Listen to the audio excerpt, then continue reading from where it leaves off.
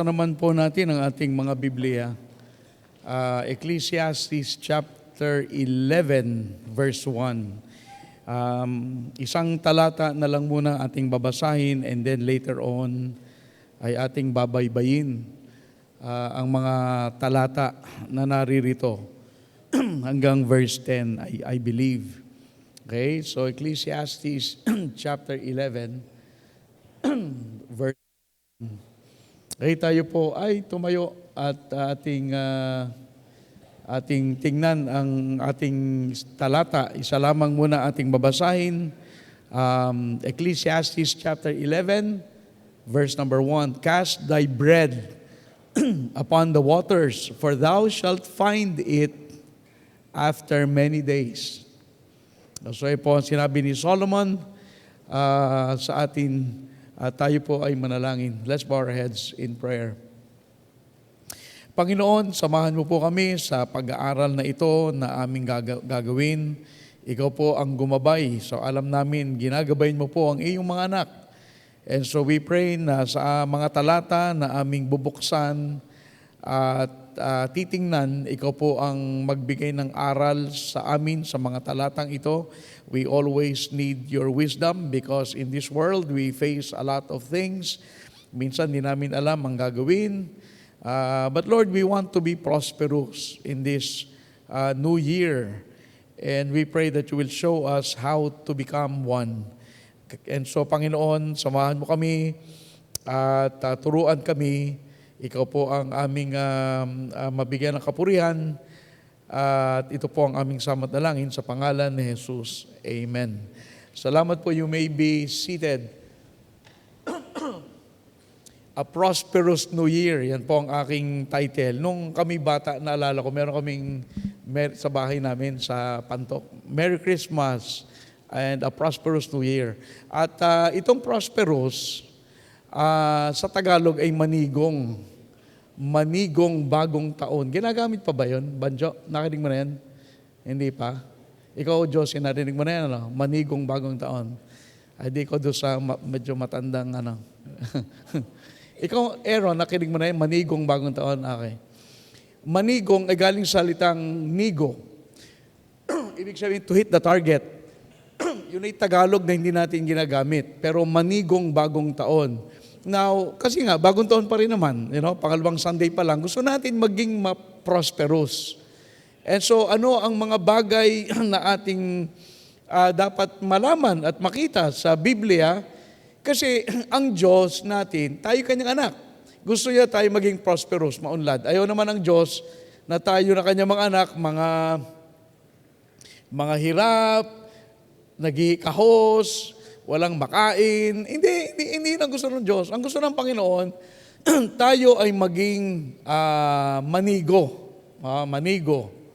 Joshua 1:8, sabi doon, na tayo maging successful. Great success. Kung tayo daw ay nasa Bible, we shall acquire this success that God wants us to give. Isa pa, sa Psalm 35, hindi ko lahat binigay sa media, pero kasi masyadong marami naman. Pero yung sa Psalm 35, verse 27, kanya siya sabi, 35, Psalm 35, 27, sabi doon sa huli, let the Lord be magnified, which hath pleasure in the prosperity of His servant. So, ang Panginoon, may pleasure siya, meron siyang, He finds it good in His heart na tayo ay paunlarin, maging maunlad tayo na kanyang mga anak. Now, it does not mean na tayo ay magiging mga millionaires. Hindi ang prosperity naka-equate lamang sa financial prosperity. Mali yung kaisipan. Kung ikaw ay yung mga tao na yung mga nasa politics, magagandang bahay, maraming sasakyan, ay sila ay maunlad. Hindi naman.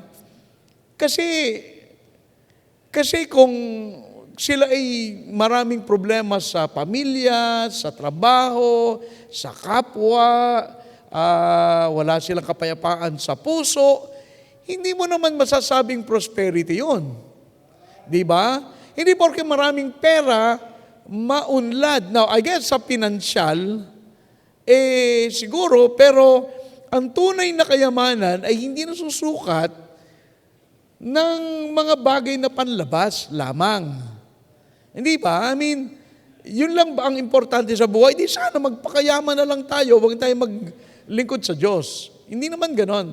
Ang prosperity ay because galing sa Diyos yan, kasama dyan yung blessings ng Diyos, it could be financial din, it could be health, it could be your in other words, God's favor upon you. Pinapaboran ka ng Diyos. And so in that sense, pwede tayong gawing prosperous. Pwede tayong maging prosperous na mga anak ng Panginoon. Now, si Solomon, siyempre, wisest man na nabuhay, magbibigay sa atin ng mga advice dito sa chapter 11 kung papaano tayo magiging maunlad. Okay? Ito ay 8. Kaya letter P lahat para madali natandaan. Tagalog pati. Ano? Paano tayo uunlad? Tayo, alam niyo mga kapatid, tayo mga Kristiyano, hindi lang tayo puro spiritual. Lahat ng bagay spiritual. Lahat na ginagawa natin. Nakikipagkapwa, nag-aaral, lahat yan may kasama spiritual. Pero may mga bagay na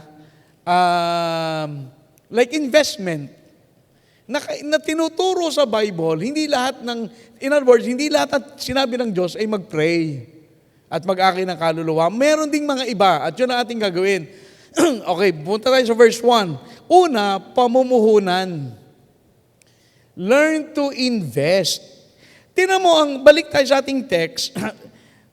Magsulat kayo kung makakapagsulat kayo kasi baka pakinabangan nyo to.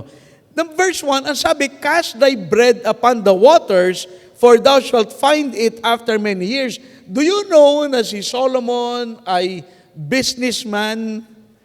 Kung titingnan natin, pero tingnan, cast thy bread upon the waters, marami siyang barko na minsan yan ay maglalayag, 3 buwan, pagbalik, maraming dalang kayamanan. Matalino si Solomon. He was an investor during his time. O patunayan ko sa inyo, 1 Kings chapter 10. 1 Kings 10, 22 saka 23. Tanya sabi dito For the king had at sea a navy of Tarshish, with the navy of Hiram. Once in 3 years came the navy of Tarshish, bringing gold and silver, ivory and apes and peacocks. So King Solomon exceeded all the kings of the earth for riches and for wisdom. Now, paano siya yumaman? Hindi siya nakaupo. Now, may mga tax na dumarating sa kanya. During his time, marami siyang tax na dumarating. Pero, meron din siyang ginagawa. Nag-i-invest siya. Siya ay trader. Now, masama pa maging businessman. Kailangan natin yun. Kailangan natin, hindi tayo puro empleyado. Tayo minsan ay nagdinegosyo. Now, sabi ko sa mga staff, ay sa atin, medyo ibang application. Kasi, ay di sana, wag na lang ako magpastor. Iba naman ang gawain ng Diyos, yan ay panawagan. But tinawag ka sa ministeryo ng Panginoon, siyempre, ibang panawagan yon. Hindi, yung mga pwede rin naman. Pwede ka naman mag-business kahit paano. Pero, yun ay subservient doon sa panawagan. Mas una panawagan, kung mag-business, I guess, pwede naman. Pero, tinuturo ng Bible sa atin na tayo ay mamuhunan. Yan ang tinasabi sa verse 1. And marahil ang tinutukoy dyan, yung kanyang mga barko na naglalayag, pagbalik, maraming dalang kayamanan. Ginto, ba? Parang dalawang tonelada ba yung ginto ni Solomon taon-taon? Ang daming kayamanan talaga. Kasi magaling naman siya, na-figure out niya yan. Maalala nyo, sabi nilang Panginoon, sa Matthew 25, 14 to 30, pero hindi ko na bubuksan doon, Na sabi ng Panginoon, there was a man who gave 5 talents to another, and then 2 talents, and then 1 talent. And siya ay nawala. Bumalik siya, at sabi niya, okay, 5 talents, anong nangyari sa ating investment? Ang ginawa ng 5, nagbalik siya ng 5. Yung 2, nagbigay ulit siya ng 2. And then yung 1, sapagkat siya'y natakot mamuhunan, ibinaon yung binigay ng Diyos at siya ay napagalitan. Bakit hindi ka namuhunan? Even the Lord Jesus who gave the parable believes in investment. Dapat mag-invest. Now, kung ang investment mo lang ay bank account, mga kapatid, walang masyadong mangyayari doon. Kasi alam mo naman ang bangko, wala naman halos interest. Sa Japan nga, walang interest. Sa atin meron, pero napakaliit. Ngayon, yung investment, gusto ng Panginoon, pag may binigay ako sa iyo, palaguin mo yan. So, paano, hindi mo, binigyan ka ng Panginoon, ibabalik mo sa Panginoon, walang bawas, walang kulang. Binigyan ka ng Panginoon ng talent, pagbalik nung nagsulit ka ng buhay, binalik mo lang sa Panginoon. Hindi ganon. Gamitin mo yung talent na binigay ng Diyos. Kaya ka nga binigyan. Kasi dapat i-invest mo yung binigay ng Diyos sa iyo. And mamaya, we will talk about that more, about stewardship. Pero tayo nga naman ay katiwala. At ang ating tungkulin ay palaguin yung ibinigay. Kaya nga, pag ang binigay ay mga bagay na pinansyal, material, palaguin mo. Halimbawa, ikaw ay may minana. Baka naman may minana ka, takbo ka sa Maynila, nag-shopping ka doon sa mga, di ba, sa mga mamahalin. Dapat marunong kang mamuhunan. Sapagkat tinuturo yan, Solomon, tinuturo ng Panginoon. Ngayon, ito lang ang dapat nating ipaalala. May prinsipyo ang investing. Una, examine your motive. Ba't ka nag-i-invest? Is it because of greed? Is it pride? Is it, ano bang motive mo? Dapat tinitingnan din yun. Kasi sa 1 Timothy chapter 6, buksan natin doon. Sa 1 Timothy chapter 6, 6 to 9, ito ang sinasabi dyan Ito ang sinasabi sa verse 6 to 9. But godliness with contentment is great gain, for we bought nothing in this world, and it is certain we can carry nothing out. Okay, kahit napakadami ng ating kinita sa lupa, hindi naman natin madadala sa kabilang buhay. At least sinasabi lang ni Paul, hindi natin madadala. Verse 8, and having food and raiment, let us be therewith content. Pag-aralan natin maging kontento. Kung sa konti hindi ka kontento, hindi ka makukontento kahit marami. Kailangan konti, we should be content with little. If you're not content with little, you won't be content. Dapat matutunan natin maging kontento. Now, verse 9, but they that will be rich fall into temptation and a snare. Now, yan ang caveat. Ito ang paalala. Mamapansin sabi, and they that will be. Hindi sabi, they that are rich. Yung mga yan ay kung titignan mo, ang sasabi dyan, those who determine, ako ay yayaman. Yung ganon. Those that will be rich fall into temptation and a snare. Ano snare? Trap. Mata-trap. Alam nyo kanina, naglalunch ako, pinapakinggan ko yung balita. Nako, sa Congress natin, ang dami na namang korupsyon. Pinag-aaralan yung mga budget ay 1 trillion Pero yun atang huli, parang 300 billion na isingit.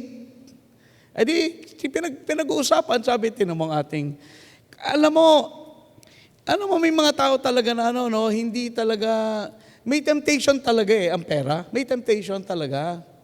Kaya yan, dapat mag-iingat ka.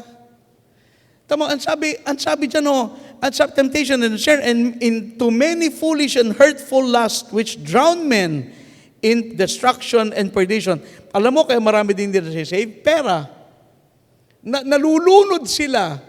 Kasi yun ang iniisip nila, pera, pera, pera, pera. Now, okay lang yan. Kung hindi mo ang pera, kung tama ang motibo mo sa pera, okay lang yan. Ako nag-invest din, may apartment ako dyan, di ba, naghahanap pa nga ako ng another investment. Pero hindi ko iniisip para ako'y, para ako'y kung ano pa man. Hindi. Sa akin wala na yon. Gets ko na kung anong mangyayari sa buhay ko. Ako'y pastor hanggang rapture. So, tingnan niyo verse 17. Chapter 6, verse 17. Charge them that are rich in this world that they be not high-minded, nor trust in uncertain riches, but in the living God who giveth us richly all things to enjoy. In other words, kung meron kang Jesus, you have enough. Huwag ka nang, di ba, be content. So, itong 17, yung mga mayayaman, nako, mag-ingat, baka kayo ay high-minded, nagtitiwala kayo sa hindi tiyak na kayamanan. Kasi alam mo kung bakit uncertain riches? Kahit ang ganda ng bahay mo, pag humangin ng malakas, imagine sa California, nagkasabay-sabay, tuyo ang lupa, tatlo parang inaaral nila, tuyo yung lupa, tapos may isa pa, and then yung hangin, ubos, ilang libong bahay. Buti kong bahay na itong 1 milyon, hindi. Multi-million dollars na mga bahay. You see, in other words, mag-invest tayo, but do not invest to feed your greed. May greed factor tayo eh. Huwag kang magpadami ng pera para to feed your greed. Hindi ganun eh. We are to manage what God gives to us. And so, one way to manage what God gives is to invest. Ano gagawin mo? Kung binigyan ka ng pera na parang gagawin mo? Abay, ano ang gusto ng Panginoon? Bilang katiwala, palaguin mo. So, ang tatanong, pinapalago mo ba? O baka tayo nag-iipon pero pang sarili lang lahat. Kaya sabi ko nga kanina maga, kung ano man ang gagawin natin, isama ang Panginoon. Para meron kang insurance, Panginoon, dalawa tayo dito, pag nalugi ito, kasi magdalawa tayo nalugi, nawalan. Isama ang Panginoon. Nagpaplano tayo, ako'y pupunta doon sa bahay, mga ngalakal, at sa isang taon ako'y kikita. Paano manalaman? Hindi ka naman mabubuhay hanggang next year. So, kapag ang Panginoon ay nagbigay, ito ang tanong, Lord, magkano dito ang gagamitin ko sa akin sarili? Magkano dito ang iipunin ko? Magkano dito ang gagamitin ko para sa iba? Magkano dito ang ibibigay ko? Magkano dito ang i-invest ko? So yan ay mga bagay na pinagpe-pray, Lord, I have this money. You know what? It is not wrong to be rich. It is not. It was never wrong. Sa Bible, maraming mayaman, mag-iingat lang na hindi ka merong ganyan para sa sarili mong kapakanan lamang. Sana, kaya nga sabi ko, may sasakyan ka, ba't di mo gamitin yung sasakyan? Magsundo ka ng bisita. Ewan ko kung mababangga ka. Sabi ng Panginoon, ba ito, kung sasakyan ito, hindi pwedeng mabangga kasi ginagamit every Sunday. Alam mo, minsan hindi natin lang kasama ang Diyos sa ating planning, natin kasama. Kung naglalakad ka kaya, maraming naglalakad maraming walang sasakyan. Ba't may sasakyan ka? Kasi alam mo, pag binigyan ka ng Panginoon, dapat magtatanong ka, and you know what you need to do? Get counsel. Pastor, paano bang, meron akong ganito, ako'y may bonus, ano kayong gagawin ko? Alam mo, nag-retire. Lalo yung mga nagre-retire, ang lalaki ng bonus niyan. O yung mga retirement separation.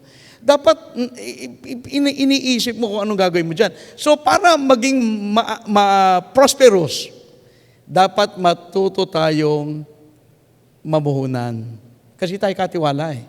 Binigyan ka, ano gagawin mo? Now, mag-ingat doon sa mga scam. Huwag kayong papatol sa get rich quick. Ay, dito sa amin pag nagbigay ka ng 10,000, Brad, bakit ka 2 weeks, 15,000. Bumalik ka after. Yun ay pyramid scam. So, I mean, huwag kayong papatol. Kasi nakinig ko sa Padre Burgos, may kapatiran tayong nadali sa ganyan. Parang, Hindi naman ibang scam sa mga telepono, yung mga telepono, yung mga scammer sa telepono. Kwento kami ni Pastor Joel, may mga ganun nangyari sa kanila. Nalulungkot nga. Okay, pamumuhunan. Para maging prosperous New Year, kailangan matutong mag-invest. Pangalawa, pag-iiba-iba. Hinalo kay Tagalog, diversification, in other words. Do not put all the eggs in one basket. We need to learn to diversify. Yan ang turo, kung nag-aaral sa college, ang aking class ay financial management. Sabi ng aking teacher, pag kayo bibili ng stocks, huwag iisa lang, kailangan i-diversify para nalugi yung kumpanya o meron pa kayong ibang kumpanya na kumikita. Kaya tutuwa ako nung ako'y nag-invest. In 3 months, ito yung 1986, I made 5 million in 3 months sa papel. Hindi totoo. Kasi kami ay papel-papel lang eh. Pero bibiling ko? Bibiling ko itong PLDT stocks. Tapos mamaya, bebenta ko na kasi nagbagong presyo. So meron kami 3 months na nagbabayad sell na on paper lang. Nagsimula kami mga 1 million. When I ended up, para mga 5 million ako eh. So yun ang para pinag-aaralan, pinapakita sa amin kung paano maglaro sa stock market. Kasi ako'y finance major. Pero tinuturo dyan yung diversification. Wag lang iisa. Ganyan din sa pagtatanim, yung mga farmers. Hindi lang puro sili, minsan okra, minsan mais, minsan kamatis. Ang mahal ng kamatis, di ba? Ay nag-iiba-iba. Si Pastor Jeremiah nagtatanim ng yung ampalaya. Nagtatanim na pinakita sa akin nagtatanim siya ng ampalaya. Pero ang idea diyan sa pag gagawin mong iba-ibahin mo, ang idea, huwag kang mamuhunan sa isang bagay lang. Ikalat mo sa iba't iba. Okay, lang yan. Yan yung mga idea. At maging bukas ka sa ibang, kasi gusto ko ito. Kasi lalo sa stock market, meron mga blue chip, yung mga tinatawag na yung mga PLDT, San Miguel, ganyan. May mga kumpanya na talagang sigurado kang kikita. Pero meron din times na yung mga kumpanya na yun ay nalulugi. Dapat, ang tinuturo dito by the way, verse 2, hindi na nabasa. Tema verse 2. Give a portion to 7 and also to 8. For thou knowest not what evil shall be upon the earth. Ang tinuturo dyan ay diversification. Hindi mo alam, baka mamaya may masamang mangyari dito, sa kabila, di ba? So, kailangan mag-diversify o mag-iba-iba. Pangatlo, verse 3. If the clouds be full of rain, they empty themselves upon the earth. And if the tree fall toward the south or toward the north, in the place where the tree falleth, there it shall be. Na tinuturo naman doon, paghahanda. Kasi sa ating buhay, may bagyong darating. Kung nasira ang bahay mo, kaya mo pagawa. Ay, Pastor, hindi. Hindi ka nakahanda. Ba't maghahanda ka? Kaya nga dito, tutuwa ko kasi yung ating sound system, buti, inako, Pero nung una, binayaran namin, wala na tayong pera eh. Ay nakakita kami ni Ate Rose ng pagkukunan. Imagine, nakapag-save kami ng 2 million. Kasi yan ang cost. Kaya, kailangan nakahanda. Kasi sabi ko sa office, alam nyo, itong aircon na to, original yan. Yan ay 2013. Ang alam ko, aircon 10 years lang. So dapat by 2023, magpapalit na tayo. Magkano yan pag pinaltan? Mga 1.5 million. And that is why nag-ipon kami. See? Dapat naghahanda. Ayaw mo nagbumigay ang mga aircon. O saan kakuha ng pera? Pag dumating ang offering, di tayo magpapaypay hanggat hindi pa tayo nakakaipon. Gusto nyo ganan? Naghahanda. Okay? Paghahanda. Now, gawa ng merong darating na baka umulan, baka masira ang pananim, baka malugi ang negosyo. Dapat tayo ay naghahanda sa mga bagay na hindi natin nakikita na pwedeng mangyari. Now, sabi naman, hindi, magtiwala na lang tayo sa Panginoon. Oo naman, magtitiwala talaga tayo, pero kailangan din naghahanda. O, tinan mo yung mga ants, Proverbs 6. Hindi ba? Hindi mo nasasabihin sa kanila, kayo ay mag-ipon ng pagkain sapagkat uulan. Ay, huwag mo nang sabihan. At yung mga guya, mag-iwan ka ng pagkain, siguradong hahakutin doon sa kanilang tinitirhan. Ay, bakit ganon? You can learn something from the ants, naghahanda, bago pa umulan, nakahanda na kayong may mga sasakyan. Hindi kayo masisira yung sasakyan na isang araw. Naka-ready ba kayo sa repair? Insurance, pag nag-renew, nakahanda kayo. Dapat tayo naghahanda. Kasi may mga unexpected. Di ba? Isang araw uulan at babagyo, masisira ang bubong ay lilipad, may pangpalit ka ba ng bubong? Dapat. So, anong sagot dyan? Nag-save. So, ang tanong, are you saving? You should be saving money. Di ba? Bakit? Kasi naghahanda. Ika-apat, pakikipagsapalaran or taking risk. Alam mo, ang buhay ng tao, talagang you have to take risk. Tamo yung yung binigyan ng one talent. Sabi niya, Panginoon, ako'y natakot, kaya binaon ko na lang, hindi ko na pinayaman. Ay mali. Dapat matuto ka makipagsapalaran. Ganun ang buhay. Talagang magre-risk ka. At then yung verse 4, He that observeth the wind shall not sow, and he that regardeth the clouds shall not reap. Pag wala tayong ginawa, kundi tumingala sa alapaap, hindi tayo magtatanim. Araw-araw ganyan ang panahon. Parang uulan hindi naman nabagsak ang ulan. Pero kanina umulan, ngayon babasa ang lupa. Parang uulan. Paano ko magtatanim? Now listen, pag hindi ka nagtanim, wala kang aanihin. Pag wala kang aanihin, wala kang produkto. Pag wala kang produkto, wala kang kikitain. Connected Kailangan matuto tayo mag-risk take. Risk-taking. No, kahit hindi gambling. Okay ba yung gambling?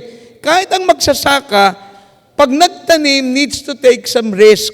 Kasi paano kung umulan, bumaha, kinain ng hayop o ng ibon ba o daga, yung mga nasa palayan, hindi mo talaga alam. Pero kapag hindi ka naman nagtanim, hindi ka naman naani. So ano ang tinuturo ng Panginoon dyan sa verse 4?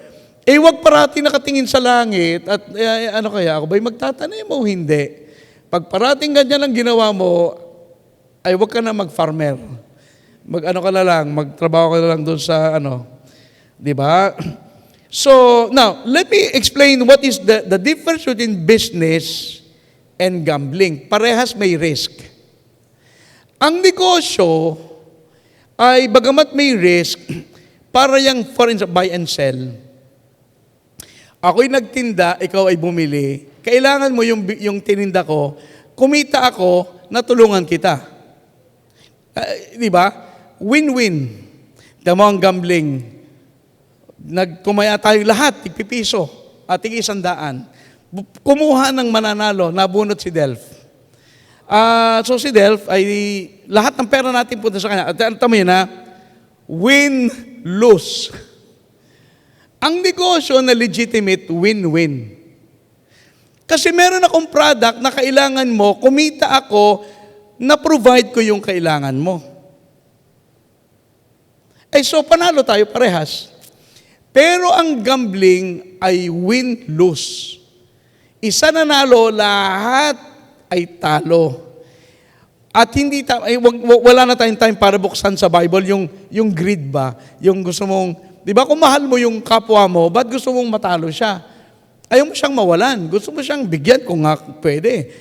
Pero ang legitimate business, tutulungan kita, tutulungan mo ako, panalo tayo parehas. Di ba?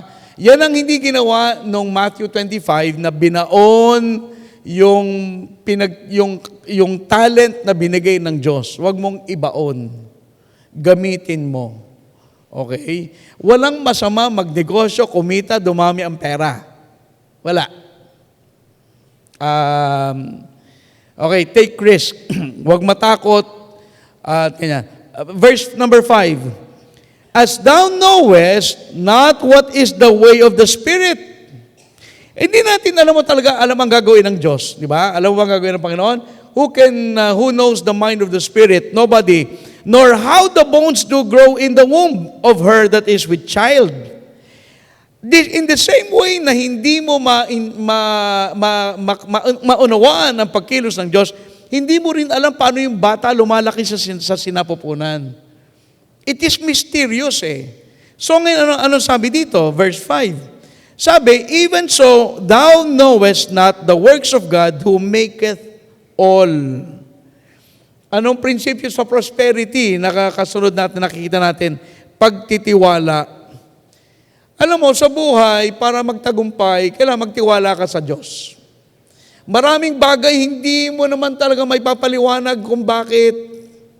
Gusto maunawaan? Hindi maunawaan. Kasi ang Diyos, may mga bagay talaga na kailangan magtiwala sa Panginoon.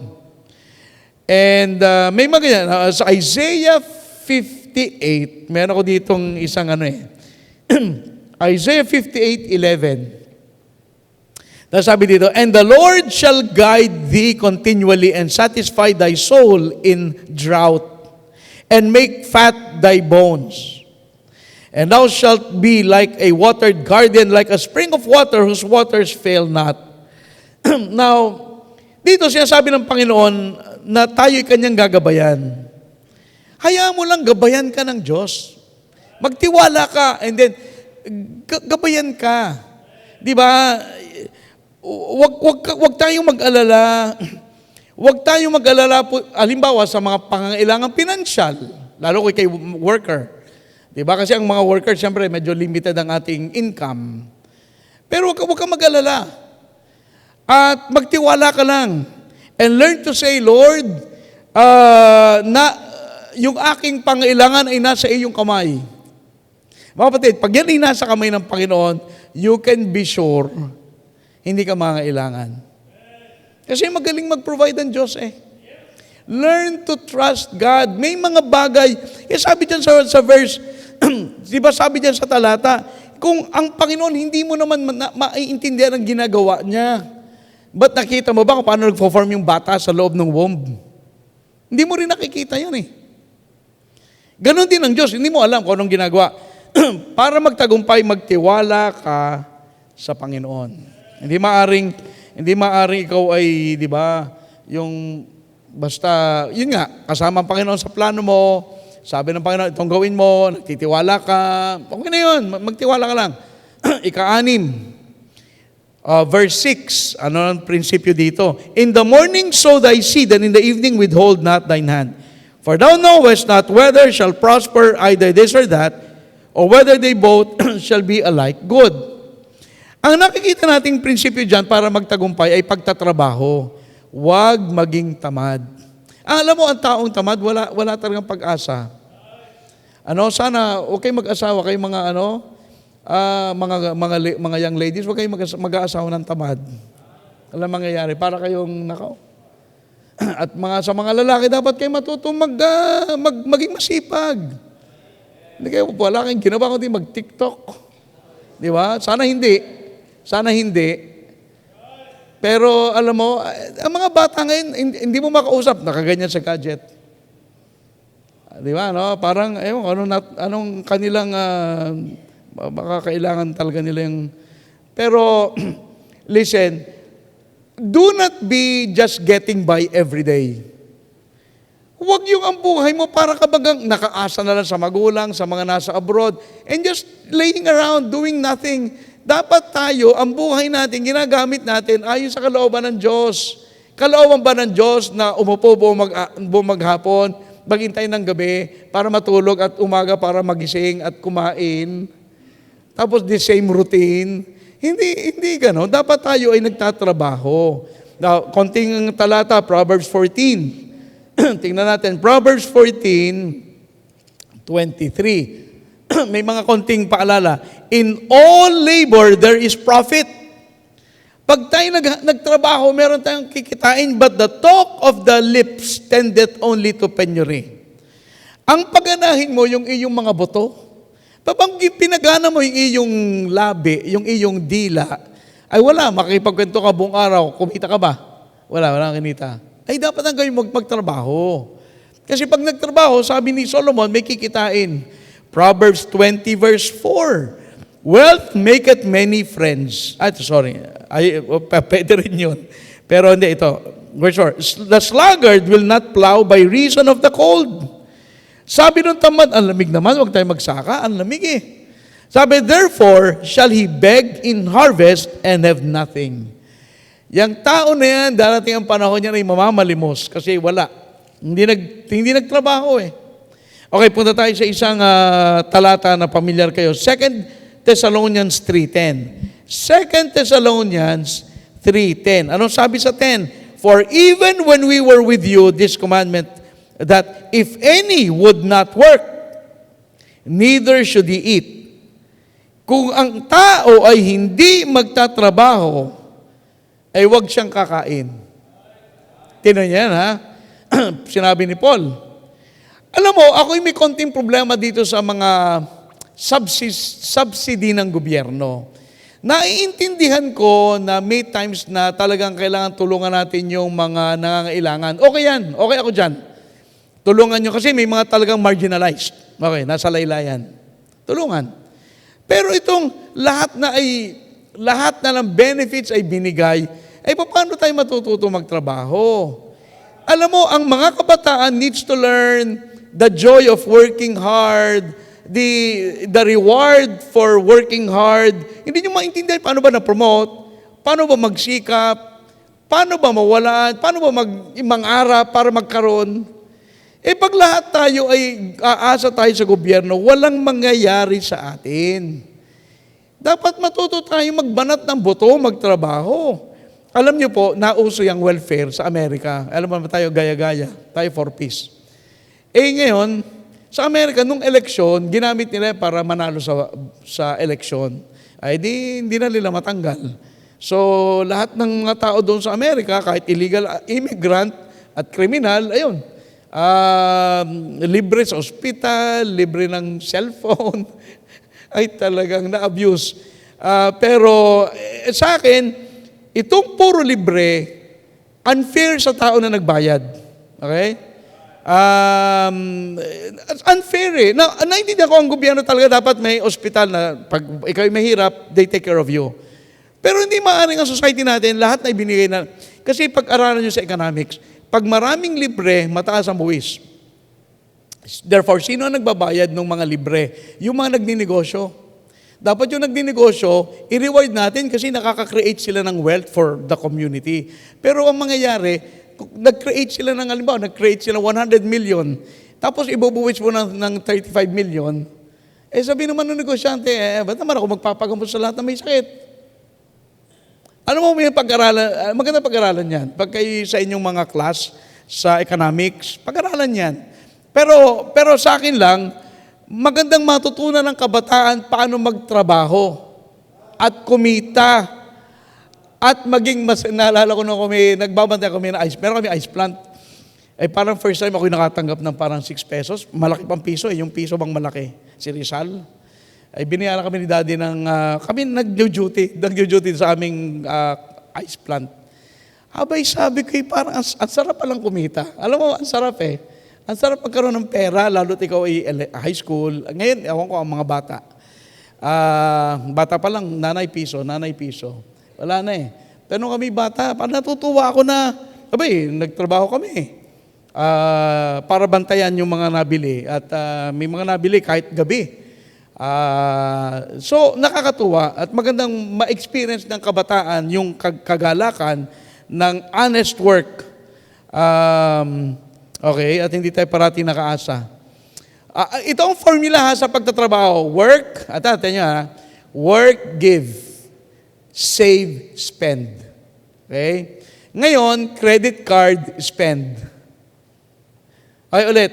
Work, give, save, spend. Usually, ano yan? Work, save, spend. Nilagay ko lang yung give kasi baptist tayo eh. So, di ba naman, hindi na nag-work. Utang, gastos. Hindi, magtrabaho ka, magbigay ka sa Panginoon, mag-ipon ka, saka mo yung natira, saka mo gagastusin. Eh wala ngayon, ngayon kasi may credit cards. Bakit? Hindi naman marami. Buti na lang. Hindi naman maraming may ganyan. Ang gagawin, magcha-charge. So, yung ating, di ba, hindi pa tumatanggap ng sweldo, nakapila na yung babayaran. Ay, hindi ba, ayoko ng ganon. Kung kayo nasa ganong pangyayari, ay consult with me and probably sana ma-advise ko kayo kung anong gagawin. Wag tayong pagsahod, pagtalikod, wala natira. Wag ganun. Parang hindi maganda yon. Na parang hindi mo na-enjoy yung iyong trabaho. Dapat na-enjoy mo naman. Okay, dalawa na lang. Okay, number 7, pananaw. Perspective. Okay, verse 7 and 8. Verse 7 and 8. Truly, the light is sweet and pleasant thing it is for the eyes to behold the sun. But if a man live many years and rejoice in them all, yet let him remember the days of darkness, for they shall be many. All that cometh is vanity. Ano sinasabi dyan? Ibig sabihin yan, enjoy your life. Pag ikaw ay kumita, mag-enjoy ka. In other words, pero tandaan mo daw, may mga darkness, may mga dark days na pwedeng dumating. O nga, nag-enjoy ka, kaya dapat nag-save ka. Kasi habang ikaw ay kumikita at kahit pa paano na-enjoy mo naman yung blessing ng Panginoon, which is not wrong, tandaan mo rin, may mga moments na baka medyo mahirap ang mangyari. Sabi dyan yet let him remember the days of darkness, for they shall be many. Pag ikaw ay bata pa, kayo mga bata, hindi nyo pa alam yung mga dark days. Kasi bata pa kayo Pag kagaya ko na, ay marami ng dark days. Marami ng iba-ibang samot-samot na ang mga karanasan sa buhay. Hindi mo na, pero katulad pagkakasakit, kamatayan, maintenance medicine, pipilay-pilay, hindi na makabangon sa umaga, minsan bedridden na. Pero itong sinuturo dyan gusto ng Panginoon, ma-enjoy mo ang buhay mo. Ang ating Panginoon, nung siya ay naririto, you think ang Panginoong Jesus ay walang ginawa kundi magtiis at magsakripisyo? Hindi. Masayang Diyos ang Diyos. Masayang Diyos. And so, Ecclesiastes, kaya tingnan natin ng konti, Ecclesiastes 2:24. Tingnan nyo ito 2:24. There is nothing better for a man than that he should eat and drink, and that he should make his soul enjoy good in his labor. This also I saw that it was from the hand of God. Sometimes God wants you to enjoy life. Nagtrabaho ka, nag-invest ka, kumita ka, enjoy mo. Meron ng mga paalala, hindi puro enjoyment, minsan may mga dark days. Pangalawa, wag for greed motive. Kasi pag ang iyong motive, ako'y para sumikat, ako'y para maging rich and famous, mali yun. Kasi pwede kang, maghanap buhay kayo, talagang maghanap buhay, tapos ibigay nyo sa church. Ipadala nyo sa mission. Aba, hindi masama yun. Masama ba na kayo nagsikap, kumita kayo ng malaking halaga? Kung ang nakinabang ay mga missionary, na hindi na nga natin lahat matulungan, kasi wala naman tayong pantulong. Limitado lang ang nagagawa natin. Perspective. So, perspective, hindi masamang kumita at mag-enjoy. Di ba? Gusto ng Panginoon pagpalain ng kanyang mga anak. Therefore, kung magandang bahay mo, enjoyin mo. Kung ikaw ay may magkarang sasakyan, sige. Kung meron kang kaya mo mag-travel, sige, mag-travel ka. Hindi masama. Kasi sinabi ng Panginoon Kaya lang medyo, tandaan mo lang, minsan may hangganan, baka mamaya may mangyari, kailangan nakahanda ka rin. So therefore, hindi ko alam kung pinalagay ko sa media, pero Psalm 84:11, makita natin, alam mo ang ating Diyos, ay mabuti ang Diyos. Tanya, Psalm 84:11, no good thing will He withhold from them that walk uprightly. Nakita niya? Walang mabuting bagay na hindi niya ibibigay sa'yo pag lumakad ka ng tuwid sa Panginoon. Ang nagsabi niya na hindi tao, hindi. Ang nagsabi niya na ang Diyos. Ang Diyos natin ay mabuting Diyos. At hindi ang Diyos, pag Kristyano ka, dapat, pag pastor ka, dapat matuto kang magtiis, magtiyaga. Wala ka dapat sasakyan. Dapat kayo mag-jeep. Kaya pastor ka eh. O kayo mga Kristyano, o kayong bibili ng magagarang gamit. Hindi ganun ang Diyos. Hindi ganun. You know, because God can gift you with blessings. Ba, masama mag-enjoy? Now, make sure nagtatights ka. Siyempre, ba di ka nagtatights eh? Mali yun. Nag-tights ka na, nagbigay ka na sa misyon, nagbigay ka sa mga ganyan, ganon. Ay, ang dami pa. Ay, sige, gamitin mo naman. Wala na masama. Yun ay pananaw, perspective. Dapat may tamang perspective. At huli, pananagutan. Alam mo, para tayo maging prosperous, dapat naiisip mo lahat ng iyong ginagawa.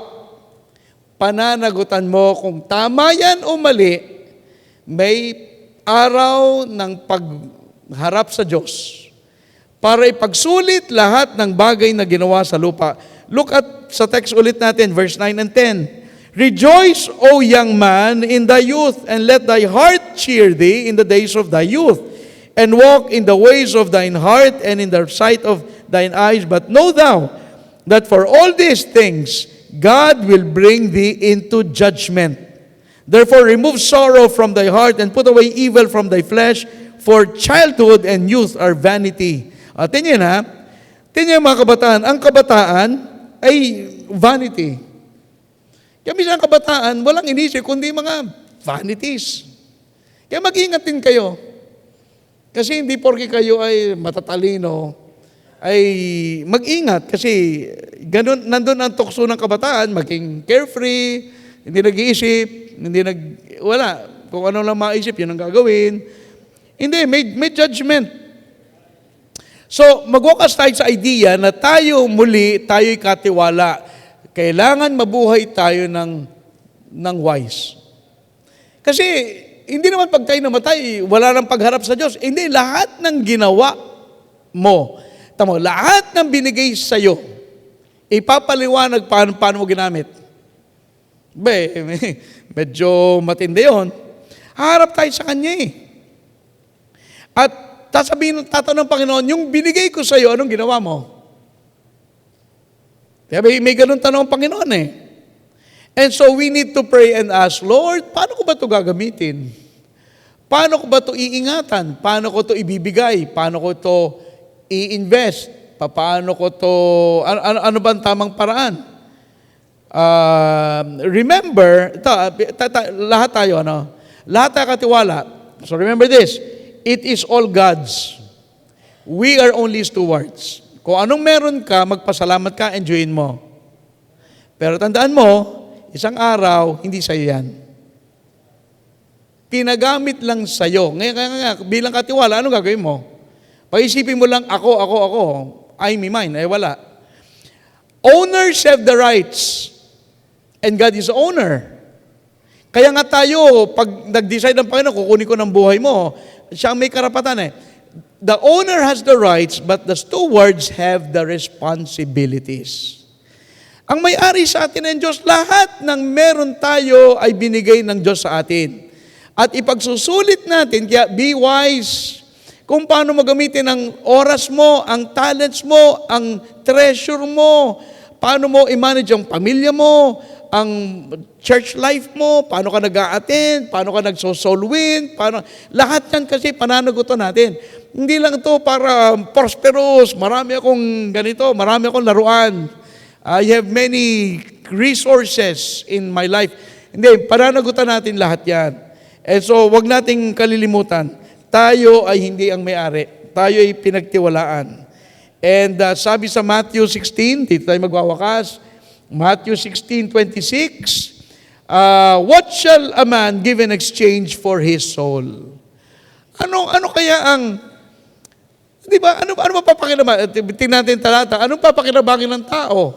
Makamtan mo ang buong daigdig, pero mapahamak ang iyong kaluluwa. Listen, ang kaluluwa ay higit na mas importante at mahalaga sa lahat ng diamonds, lahat ng mansyon, lahat ng magarang Lamborghini at lahat ng Ferrari, lahat ng kayamanan sa mundo, stock market, insurance, ano pa man yan. Yung kaluluwa, that is the single most important thing in this world. Ngayon, kung di ka pa naliligtas, dapat tingnan mo yung paano ikaw. Paano kung di ka pa saved? Tingnan mo yung iyong sarili. Kasi gusto natin maging maunlad at prosperous. Pero listen, your soul is more important than anything that we can ever talk about in this pulpit.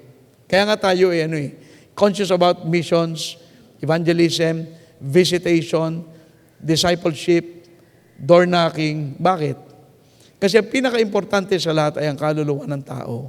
Na kung kayo po ay hindi pa naliligtas, you have to consider na, harap ka din sa Panginoon, kagaya namin.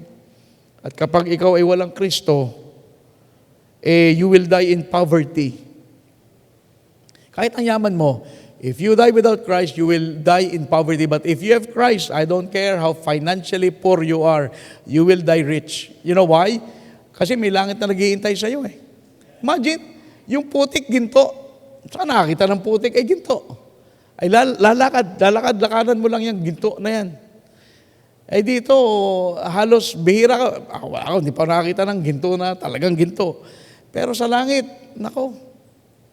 nakakalat sa langit ang ginto. Kaya, ang sabi ni Paul sa Bantay Bilanggo, Acts 16:30, believe on the Lord Jesus Christ and thou shalt be saved. You need to be saved. Kung hindi mo pa nakilala si Kristo, you need to be saved. Tayo pong lahat ay tumayo. Let's all stand. Tayo po'y manalangin. Lahat po nakatungo, nakapikit. Manalangin tayo.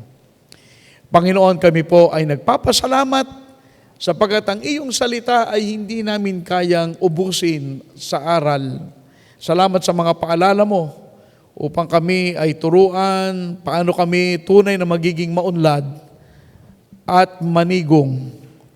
And so, Lord, kami po ay tulungan mo na maging mabuting katiwala. Lahat ng bagay na pinaligay mo sa aming mga kamay, tulungan mo kami na magamit namin ang wasto para sa iyong kapurihan. And so, Lord, we pray that this afternoon, as we begin this new year, kami po ay tulungan mo na maitakda ang aming mga sarili sa tamang mga bagay at to make an assessment of the things that we want to do this year. Sa aming buhay, tulungan mo po na maging maingat kami at turuan mo kami, Panginoon, ng mga prinsipyo na pamumuhunan at pagtitiwala at ang mga bagay na ito ang magpapaunlad ng aming buhay. But Lord, help us to trust you because sometimes what we wish for, we do not acquire. Mga bagay na gusto namin mangyari, hindi naman talaga namin, Panginoon, maunawaan. Kaya dapat kami matuto magtiwala sapagkat maring, sometimes gusto namin ibang buhay, but that is not your plans for us. And so help us, Lord, just to keep working hard and trusting hard and just living our lives close to Thee. At Panginoon, kami naniniwala na Ikaw ang bahala na magpala sa iyong mga anak. Kung meron sa amin hindi pa naliligtas, tulungan mo po na makilala nila si Jesus na iyong anak upang sila rin ay makatiyak ng langit. Pagpalain mo po ang aming invitation. Ito po ang aming samudalangin sa pangalan ni Jesus. Abang lahat po yung nakatungo, nakapikit, if you'd like to come and pray, ipanalangin natin sa Panginoon ang ating mga sarili, ang ating mga pamilya, ang ating mga trabaho, ang ating mga plano. Gusto ng Diyos na tayo ay maging matagumpay. Again, hindi ibig sabihin, dadami pera natin. Hindi lang naman yun ang tagumpay na ginagamit ng Diyos na sukatan. Minsan, alam mo, magandang sukat, na meron tayong kalusugan, meron tayong kasiyahan, meron tayong ngiti. Sa kabila ng lahat, nakakangiti tayo. At kahit pa paano nakakakain tayo, may mga tao na hindi nakakain 3 times a day. And so, ipanalangin natin, Lord, I want to be prosperous this year. Would you help me? Ba't hindi natin, at ipagtiwala natin sa Panginoon ang lahat ng Kanyang ibinigay sa atin. Huwag tayong maging greedy. Oo, tayo ay mamuhunan, tayo magsikap, magtrabaho, magnegosyo, tama yon. Huwag tayong maging gahaman.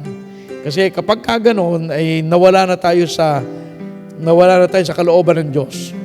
So okay lang yung maghanda, makipagsapalaran. Okay lang yun na tayo may ibang pananaw, magtrabaho ng sapat. Sapagat darating ang panahon na harap tayo sa Diyos upang ipagsulit ang lahat ng bagay na Kanyang ibinigay sa atin. So ngayong hapon, kung meron sa atin po hindi pa naliligtas, hindi pa nakilala si Kristo, ang dapat gawin ay magtiwala kay Kristo bilang sariling tagapagligtas sa kasalanan. Kaya ngayong hapon, kung hindi mo pa nagawa, kaibigan, talikuran mo ang kasalanan na magpapahamak sa iyo at tanggapin mo ang alok ni Kristo na buhay na walang hanggan sa magitan ng Kanyang kamatayan sa krus ng Kalbaryo para sa ating kaligtasan. Habang lahat po'y nakatungo, nakapikit, patuloy tayong manalangin.